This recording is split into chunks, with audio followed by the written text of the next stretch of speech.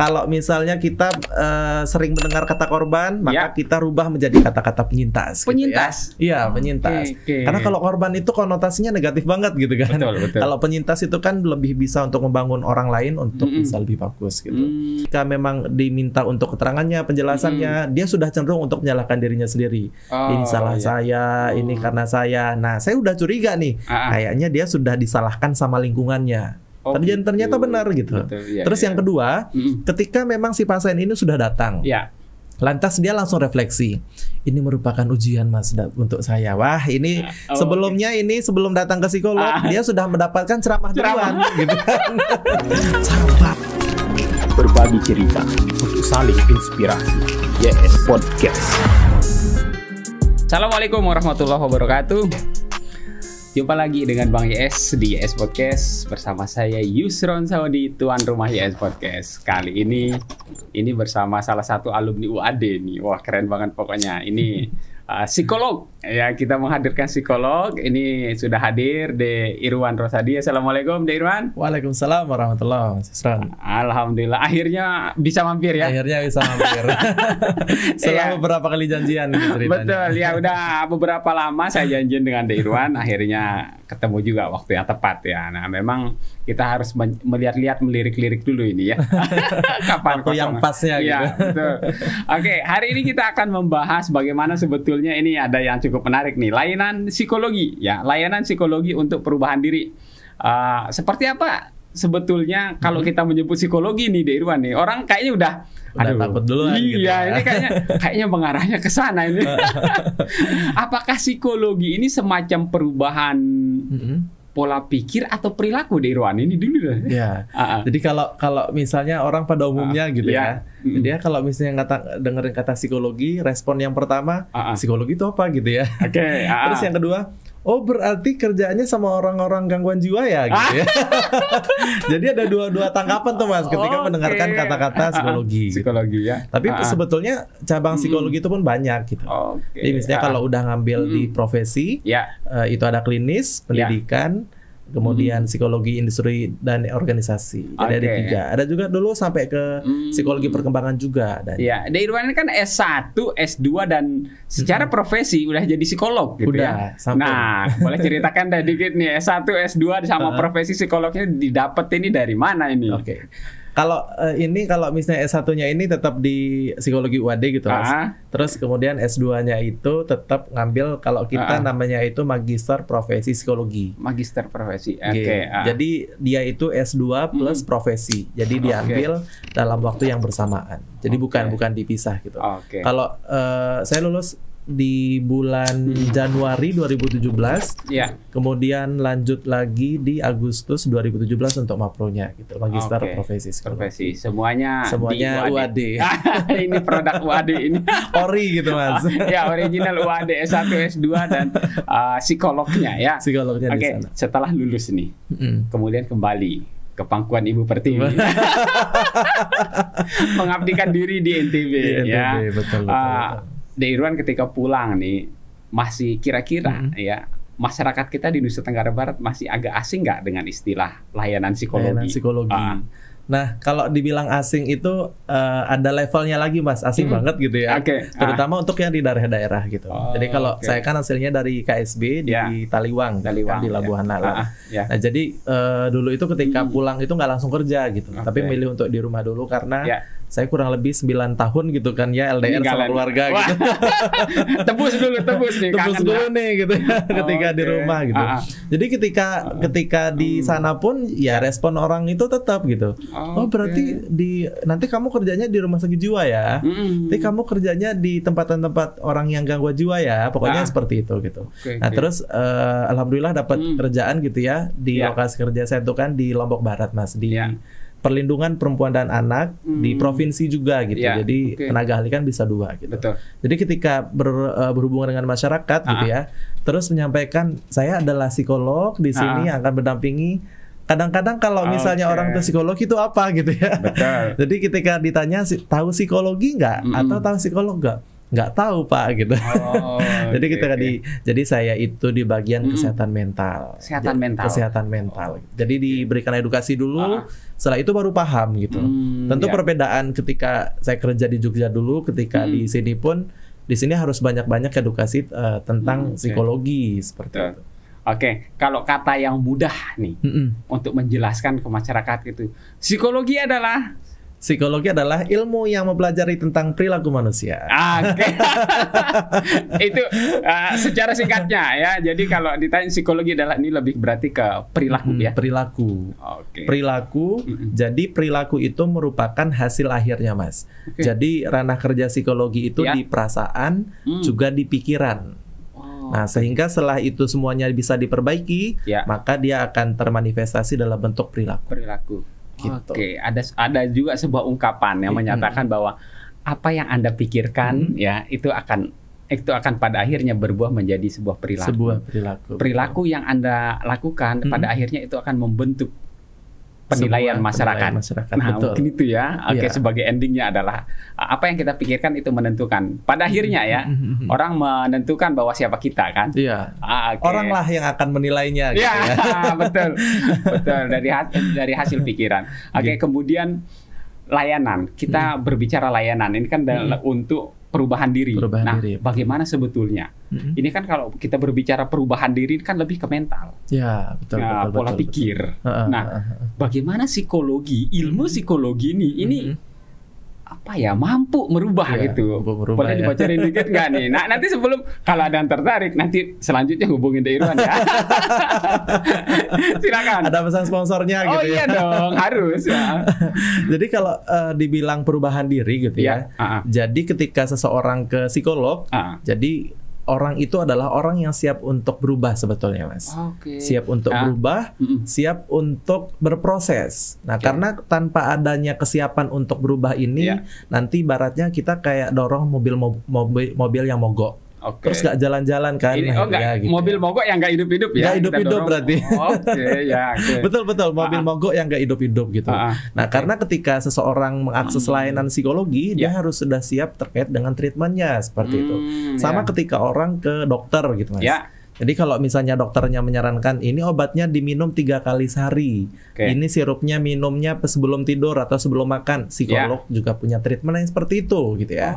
Kalau apalagi saya di bidangnya adalah klinis gitu, tentu kita memberikan saran itu bukan tidak semuanya sama gitu, Betul. sesuai dengan diagnosa yang kita berikan kepada si pasien ini gitu. Dan yang menjadi catatan kita bersama adalah ketika kita datang ke psikolog, sebetulnya kita tidak akan mendapatkan diagnosa kalau kamu mengalami gangguan ini gitu. Tapi kita siap untuk berproses di situnya.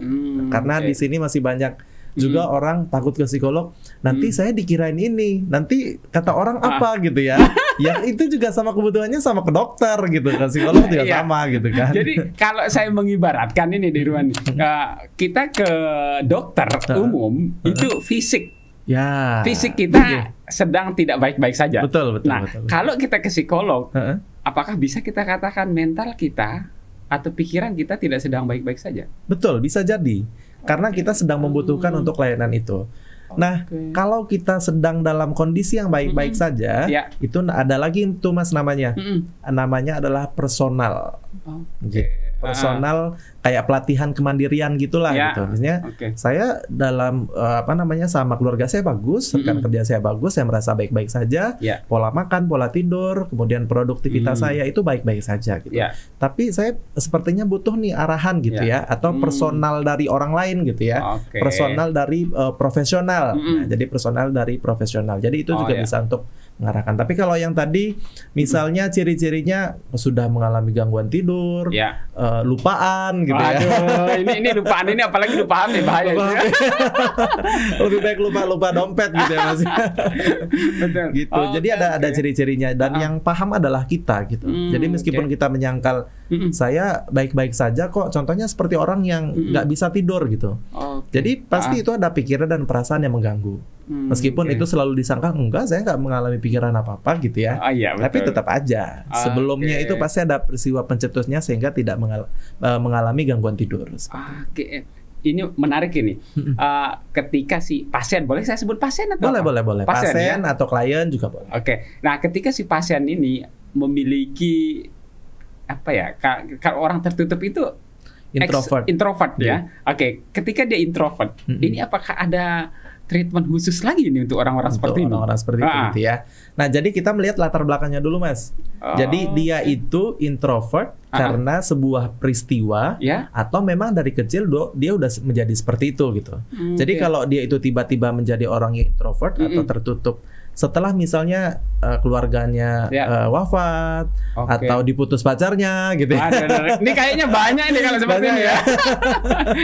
Tiba-tiba menutup diri gitu kan. Nah, otomatis itu sudah mengganggu produktivitas. Nah, tetapi kalau misalnya dia udah introvert dari kecil, misalnya dari kecil dia tinggalnya di sebuah lingkungan yang di situ tidak ada sosialisasi. Nah, sehingga dia hanya berkomunikasi dengan siapa? Dengan orang tuanya gitu ya. Sehingga tumbuh menjadi remaja yang seperti itu, dewasa, kuliah pun seperti itu. Karena apa? Misalnya dia tinggal di sebuah tempat, di situ tidak ada komunikasi. Dia hanya berkomunikasi ketika sama teman-teman kampusnya, yaitu di kampus gitu kan. Jadi itu memang bukan sebuah gangguan sebetulnya.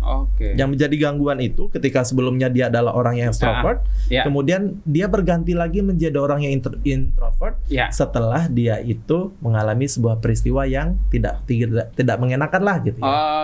Ini boleh kita katakan traumatis atau apa modelnya seperti ini? Nah, kalau traumatis itu beda lagi, Mas. Beda lagi. Waduh, ternyata banyak sekali ya. Kalau itu biasanya kalau misalnya kita menyebutkan itu adalah menarik diri dari lingkungan sosial. Jadi ketika misalnya ada peristiwa duka, peristiwa yang menyedihkan, kita cenderung untuk menarik diri dari lingkungan sosial. Kita nggak mau beradaptasi dengan perubahan-perubahan yang ada di situ. Nah, sehingga itulah menjadi sebuah perubahan di dalam hidup kita. Nah, kemudian kalau seperti itu gimana? Apa yang harus dilakukan oleh lingkungan? Hargai dulu deh dia gitu ya. Misalnya dia sedang berduka. Ya udah jangan dipaksain untuk keluar rumah gitu kan. Namanya orang lagi berduka seperti itu. Dia masih tersakiti, dia baru tersinggung, dia terus di dalam rumahnya, ya sudah biarin aja dulu. Nanti kalau misalnya udah lama, udah 1 pekan, ya sudah diajakin aja dulu untuk keluar. Tapi kalau misalnya udah 1 bulan nggak mau bersosialisasi, hubungi psikolog yang ada. Nah, ini dia nih. Jadi kan kita harus tahu batasan. Ya kan betul, ada perubahan perilaku, ada perubahan sikap lah dari seseorang gitu kan. Paling nggak orang sekitarnya ini kan yang ada perubahan. Kenapa dia murung gitu loh? Kenapa dia diem? Nah, berarti ada masa, ada memang kalau obat mungkin ya, mungkin ada berlakunya dulu sekian hari ya. Jadi setelah itu memang harus butuh penanganan ya. Butuh penanganan. Apalagi dia sudah menarik diri dari lingkungan sosial di kamar terus, nggak makan, nggak mandi. Nah, itu harus segera tuh. Jadi nggak harus nunggu 1 bulan, Mas. Gitu. Tapi misalnya kalau udah 1 pekan dalam kamar, nggak makan. Misalnya kalau yang perempuan nggak sampai sisiran gitu ya. Jadi silakan untuk menghubungi psikolog klinis atau psikiater. Jadi 2 itu. Jadi jangan sampai bawanya ke psikolog industri organisasi ya. Beliau nggak paham gitu. Karena kan itu gangguan klinis. Kemudian kalau misalnya dia berkaitan dengan perusahaan, ya udah tinggal dibawa ke industri organisasi. Jadi kita punya lahan masing-masing soalnya. Nah ini menarik nih. Saya juga baru tahu nih ternyata banyak gangguan ternyata pikiran kita. Inilah kalau kita berbicara sama ahlinya kita akan terbuka pikiran. Gitu ya, ini menariknya. Kalau kita berbicara layanan ini. Apa saja sebetulnya jenis layanan psikolog yang tersedia saat ini nih, Irwan? Kalau layanan psikologi dimanapun gitu ya, Mas ya, bukan hanya untuk di NTB ini. Di situ ada konseling, kemudian psikotes atau tes psikologi, kemudian psikoterapi. Nah, itu bisa dilakukan secara individual, juga dilakukan secara kelompok.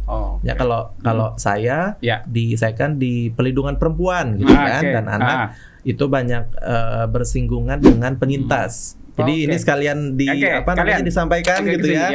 Kalau misalnya kita sering mendengar kata korban, maka kita rubah menjadi kata-kata penyintas. Penyintas? Gitu ya. Iya, penyintas. Karena kalau korban itu konotasinya negatif banget gitu kan. Betul. Kalau penyintas itu kan lebih bisa untuk membangun orang lain untuk bisa lebih bagus gitu. Nah, kemudian untuk layanan yang lain lagi adalah personal dari profesional yang tadi gitu, Mas. Nah, jadi kalau misalnya ditanya berapa kali sih harus ketemu sama psikolog, tidak bisa ditentukan sebelum melakukan layanan dulu gitu. Jadi ada yang sifatnya hanya membutuhkan konseling, tidak membutuhkan psikoterapi atau terapi psikologi. Ada yang membutuhkan konseling, kemudian dites juga untuk menguatkan hasil konselingnya, plus dilakukan psikoterapi. Jadi macam-macam gitu Mas. Jadi tidak bisa ditentukan, saya mau ketemu sama psikolog 3 kali deh gitu. Kalau psikolognya mau sekali gimana? Ternyata cukup dengan sekali ya. Ada juga yang cukup cuma sekali. Dia hanya membutuhkan untuk edukasi. Gitu. Jadi semuanya itu yang tahu adalah dari psikolognya gitu. Jadi bukan pasien yang mengaturnya. Ini menariknya nih, Irwan nih, ketika kita berbicara konteksnya adalah sekarang nih ketika media sosial. Media sosial ini cukup unik ini. Artinya mempengaruhi pola pikir pada akhirnya tingkah laku penggunanya saat ini, usernya gitu, si pemilik akun gitu. Nah, kadang juga ada bias antara realitas dunia nyata dan dunia mayanya yang ada di depan layarnya. Kan ini seolah-olah kadang nyata kita. Begitu mudahnya kita menumpahkan emosi, marah gitu. Sekarang kan lagi isu KDRT lah ya, artis itu kan. Kadang kita dengan tindak-tindakan, mohon maaf, kadang tindak-tindakan yang sampai kadang menghujat, itu juga sampai gitu loh. Nah ini artinya ada yang salah nggak dengan psikologi kalau kita sampai misalnya menghujat, sampai membuat status, sampai apa yang keliru kira-kira kalau seperti itu? Kalau itu, nah di psikologi lagi nih Mas, ada yang namanya adalah dampak eksternal. Gitu. Jadi misalnya saya sama adik saya gitu ya, lagi cekcok nih gitu. Saya sama adik saya lagi cekcok. Gak usah pakai istri deh gitu ya. Yang lain dah. Yang lain deh gitu. Saya sama adik saya lagi cekcok gitu. Lantas dari cekcok itu ada orang lain yang itu terkena dampaknya gitu. Sampai dia sama saya dan adik saya ini nggak suka gitu. Akhirnya itu namanya adalah terkena dampak eksternal dari adanya sebuah konflik. Nah kalau misalnya dikaitkan dengan tadi, misalnya dari isu KDRT yang tadi, terus sampai ada orang yang setelah melihat itu dia marah-marah gitu ya. Yang pertama, kemungkinan gitu ya, ini yang tahu adalah kita sendiri gitu. Kita pernah menjadi penyintas atau korban KDRT. Gitu. Terus yang kedua, mungkin orang tua kita, paman bibi kita, sepupu kita, saudara kita pernah menjadi korban KDRT, tetapi itu tidak diselesaikan. Akhirnya itu menjadi luka batin tuh Mas. Terus yang ketiga, karena dia tidak mampu untuk meregulasi emosinya, seolah-olah dia memposisikan dirinya sebagai penyintas di situ, sehingga itulah yang terbawa emosi. Itulah yang disebut adalah faktor eksternal. Dia tidak mengalami KDRT kan, tapi dia lebih tinggi daripada marahnya daripada keluarga si perempuan itu gitu kan. Jadi itu namanya faktor eksternal. Nah, terutama untuk yang para istri gitu ya. Jadi ketika melihat yang itu, ya sudah, itu merupakan ujian kehidupan dari orang si A dan si B itu kan gitu ya. Jadi kalau misalnya sampai mengganggu hubungan bersama dengan pasangannya gitu ya, ya sudah puasa aja sama HP gitu kan. Jangan dibawa-bawa masuk ke dalam rumah dong. Kasihan para suaminya gitu. Sangat menarik ya, sangat menarik ternyata kita membicarakan layanan psikologi ini. Nah, dalam prakteknya Irwan nih, seperti apa temuan Irwan ini kan di perlindungan perempuan dan anak ya. Kita kan mohon maaf banyak kasus. Banyak banget gitu. Banyak kasus. Kita kalau kita buka googling saat ini, bahkan beberapa hari ini pun saya melihat bahkan mohon maaf sampai guru ngaji. Ya ini miris. Kita miris gitu dengan keadaan seperti ini. Nah, dalam temuannya Irwan, ini fakta-fakta yang ditemukan ketika mendampingi korban. Ketika mendampingi penyintas. Nah, saya juga mau mulai belajar ini. Ketika mendampingi penyintas. Kesulitan apa yang dialami Irwan? Jadi kalau misalnya saya mendampingi penyintas itu kesulitannya yang pertama, dari orang tua merasa itu merupakan sebuah aib sebetulnya Mas. Apalagi dia itu misalnya ini tidak menutup kemungkinan untuk laki-laki dan juga perempuan gitu. Ketika penyintasnya perempuan itu merupakan aib. Anak saya masih gadis, ternyata dia mohon maaf dicabuli oleh si siapa orang terdekatnya lah gitu ya. Betul. Nah kemudian ternyata orang yang saya percayai gitu ya, tetangga saya percaya dia juga melakukan hal-hal yang sama gitu. Nah kemudian untuk yang lainnya adalah adanya ungkapan-ungkapan dari lingkungan misalnya, Mas. Betul. Misalnya ketika si perempuan ini gitu ya, misalnya dia tidak menggunakan hijab, makanya jadi perempuan itu harusnya pakai hijab. Harusnya kamu seperti ini. Sering diantar cowok sih, padahal diantar cowoknya itu adalah teman belajarnya gitu kan. Jadi ungkapan-ungkapan itu ibaratnya adalah kita sudah melukai perasaan orang lain. Penyintas itu tidak butuh yang namanya seperti itu. Ibaratnya kalau kondisinya seperti itu, udah jatuh tertimpa tangga, nggak ditolongin gitu kan. Jadi sebenarnya seperti itu. Jadi sehingga tantangan saya di psikologi itu adalah harus membangun kekuatan dulu. Gitu. Jadi ada juga yang datang ketika memang diminta untuk keterangannya, penjelasannya, dia sudah cenderung untuk menyalahkan dirinya sendiri. Ini salah saya, ini karena saya. Nah, saya udah curiga nih, kayaknya dia sudah disalahkan sama lingkungannya. Ternyata benar gitu. Terus yang kedua, ketika memang si pasien ini sudah datang, lantas dia langsung refleksi. Ini merupakan ujian, Mas, untuk saya. Wah, ini sebelumnya ini sebelum datang ke psikolog, dia sudah mendapatkan ceramah duluan gitu kan. Sabar, ini adalah ujian. Jadi kami di psikologi ini, Mas, ibaratnya botol gitu ya. Kalau misalnya botolnya itu udah terisi racun gitu ya, racunnya dibuang dulu. Setelah itu barulah diisi dengan air-air yang bersih. Kalau misalnya racunnya itu masih ada di dalam botol, biar dia itu nggak masuk racun lagi ke dalam botol itu, botolnya ditutup, kan masih ada racunnya di dalam botol. Jadi kita dibuang dulu racunnya, kesedihannya dibuang dulu deh. Setelah itu baru kita tutup. Dengan kebersihan air-air yang bersih tadi. Nah, jadi kalau misalnya itulah konseling, Mas, namanya. Konseling itu kita meminta si pasien ini untuk mengungkapkan pikiran dan juga perasaannya. Perasaan apapun itu dengan cara apapun. Jadi tidak langsung untuk memberikan ceramah. Jadi ceramah atau edukasi itu disampaikan di ujung banget.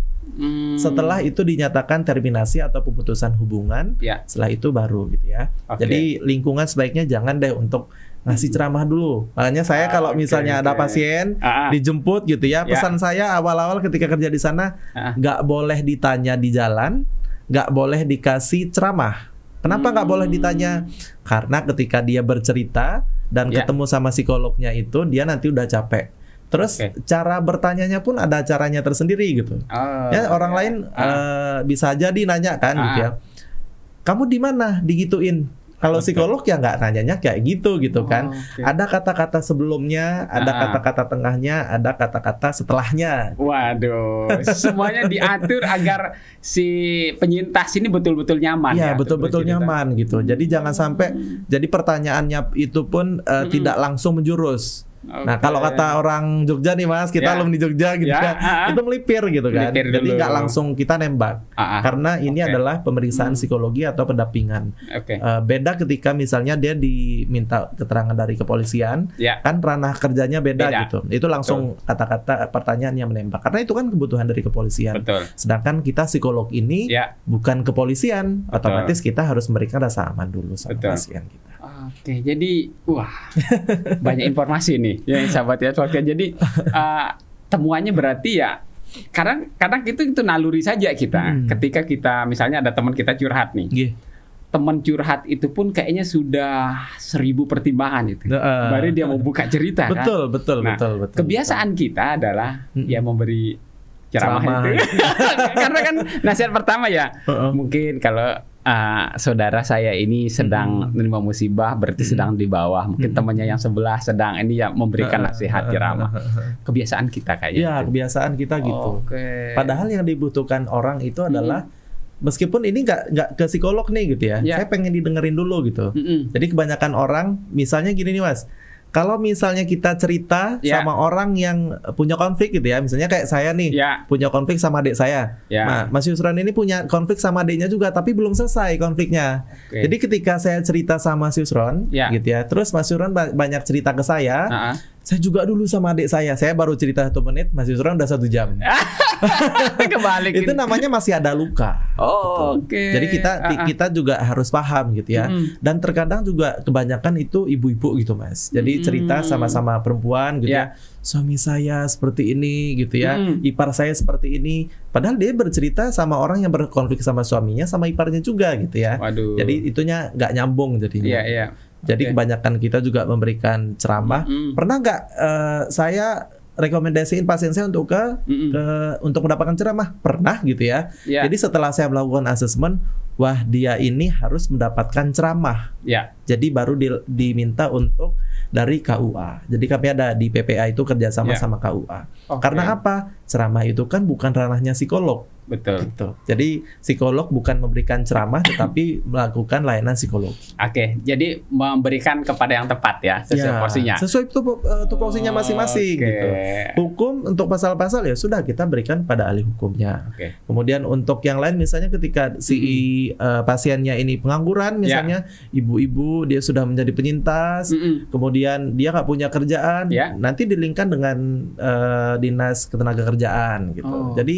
Jadi banyak ranahnya gitu. Jadi pada akhirnya ada solusinya. Betul, ada solusinya gitu. Karena kalau nggak ada solusinya kita kayak gantung gitu. Nggak enak banget gitu. Nggak enak banget gitu ya. Nggak enak banget. Kok nggak ada penyelesaian gitu ya ketika ini. Berarti cukup banyak sebetulnya temuan-temuan dari Irwan ketika membuka layanan psikologi bahkan mendampingi ya di perlindungan anak dan perempuan gitu. Boleh saya katakan gini nggak, penyelesaiannya itu banyak happy ending atau seperti apa sebetulnya? Kalau kami di BPA gitu, alhamdulillah banyak happy endingnya. Gitu. Meskipun ada juga yang endingnya itu nggak happy gitu kan. Tapi 90 berapa ya, 95 lah gitu ya. Dari yang kami damping itu alhamdulillah happy ending gitu. Jadi yang 5%-nya itu ya ada faktor untuk yang lain gitu. Misalnya ketika dia memilih untuk nikah di usia anak gitu kan sekarang sudah dilarang gitu kan. Jadi itu ending yang nggak baik. Tapi sejauh ini untuk penyintas misalnya korban kekerasan, kemudian pelecehan seksual, insya Allah endingnya selalu baik. Karena memang di sini ya seperti saya jelaskan tadi bahwa ketemu sama psikolog itu nggak bisa diprediksikan. Gitu. Jadi bisa jadi satu pasien tapi akhirnya menjadi 4, 5 sampai 7 pasien gitu. Wah, merembet ya. Merembet jadi. Jadi misalnya si anak Bunga inisial lah gitu ya, samarannya Bunga gitu. Dia menjadi penyintas kekerasan seksual. Jadi ya dilakukan sama orang di lingkungan sekitarnya. Ini menjadi pasien yang pertama nih Mas, yang utama. Tapi tidak menutup kemungkinan ayahnya, ibunya, gurunya itu juga mendapat layanan psikologi terkait dengan pendampingan yang akan kita lakukan di situ. Tidak sampai di situ Mas. Ketika lingkungan juga nanti mencibirnya dia gitu ya. Terus si Bunga ini tidak siap untuk keluar dari lingkungan sosial, jadi introvert kayak tadi gitu kan. Jadi di lingkungannya pun kita edukasi. Sampai di situ kah? Kita lihat dulu di sekolahnya. Di sekolahnya itu teman-temannya seperti apa? Kalau teman-teman di sekolahnya itu memang sudah mampu untuk menerimanya gitu ya, nggak banyak nanya, nggak banyak mencibir, artinya kita bisa melepas. Tapi kalau di lingkungan sosial, di lingkungan sekolahnya itu masih banyak gitu ya, jadi lingkungan sekolahnya juga yang kita berikan edukasi. Makanya kita bilang, ini kalau misalnya kita nggak niatin untuk ibadah gitu ya Mas ya, nanti kita bakalan capek sendiri gitu ya. Apalagi diniatkan untuk mendapatkan uang, ya uangnya didapat pas-pasan gitu. Jadi nggak bisa diprediksikan untuk layanan. Jadi menarik ini kan lebih banyak ke setelah kejadian mungkin ya. Nah, jadi setelah kejadian baru ada pendampingan seperti ini ya. Betul. Nah, dalam prakteknya dari Irwan nih, berarti membuka layanan psikologi ini juga ya. Itu saya kasih nama pasien umum, gitu, karena tidak non pasien PPA, gitu. Ya. Kemudian bagi yang tertarik, sahabat DS Podcast ini setelah menonton ini kan, ternyata introspeksi diri tadi, ternyata saya juga pernah mengalami, tapi tidak tahu kan, tidak tahu kemana harus bercerita, kemana harus layanan yang tepat gitu. Nah, sekalian Irwan, silakan di kamera ini, silakan dibuka, silakan bagi yang mengalami ini, bagi rekan-rekan sekalian gitu ya, siapapun Anda. Jadi kalau sudah memang membutuhkan layanan psikologi, ciri-cirinya adalah misalnya sudah menurunkan produktivitas gitu ya. Produktivitas tidak harus bekerja di luar rumah. Misalnya setiap pagi bersih-bersih rumah, ternyata ketika setelah ada pengalaman yang tidak menyenangkan, terus Anda mengalami misalnya udah males mau bersih-bersih, males mau buatin kopi untuk orang tua, untuk pasangan gitu ya. Terus ciri-ciri lain Anda sudah males untuk berinteraksi dengan lingkungan sosial. Anda sudah sensitif nih sama orang lain gitu ya. Terus ada juga ciri-ciri yang lainnya adalah malas mandi, malas makan, susah tidur, kebangun tengah malam dan itu sering. Artinya itu Anda harus mendapatkan bantuan dari profesional, baik itu dari psikiater maupun psikolog klinis di sini. Oke, luar biasa, hubungi ya. Jangan lupa ya gitu ya. Jangan lupa dihubungi. Menghubungi De Irwan ini lewat media apa saja?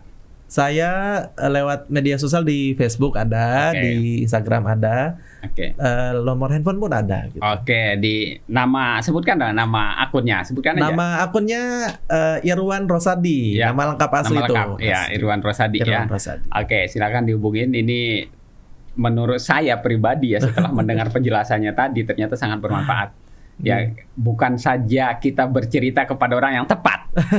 Iya, betul. Jadi ada yang kita nyatakan, "Oh, saya tepat, syukur udah bercerita," tapi kan gantung, tidak ada penyelesaian. Nah, yang kita harapkan tentunya adalah ya ketika ada solusinya, kemudian ya masalahnya selesai gitu. Nah, ini yang menjadi menjadi happy ending kan terakhir yang diharapkan ini. Oke, De Irwan, sukses selalu dengan giat yang sangat luar biasa. Nanti di part berikutnya ya. Nah, ini part berikutnya ini saya ingin membahas sedikit terkait dengan tes psikologi.